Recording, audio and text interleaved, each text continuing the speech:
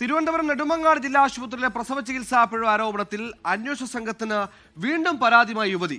Doctor നൽകിയ മൊഴിക്കെതിരെയാണ് ഹസ്ന ഫാത്തിമയുടെ പരാതി. ആരോഗ്യ പ്രശ്നങ്ങൾക്ക് കാരണം ഹസ്ന പടി കയറിയതെന്നാണ് ഡോക്ടർ നൽകിയ മൊഴി.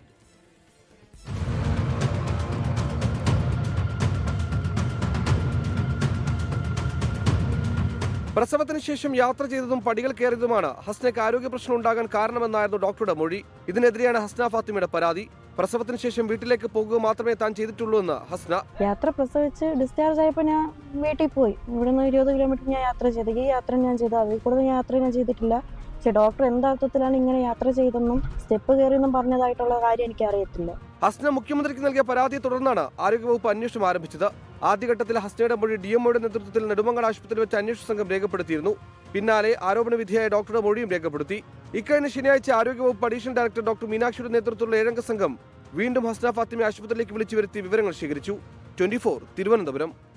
ലോകത്തെവിടെയായാലും ഏത് സമയത്തും 24 വാർത്തകളും ഓഗ്മെന്റഡ് റിയാലിറ്റി പാക്കേജുകളും എക്സ്പ്ലെയിനറുകളും വിശദമായി കാണാൻ ഞങ്ങളുടെ YouTube ചാനൽ നിങ്ങൾക്ക് സബ്സ്ക്രൈബ് ചെയ്യാം.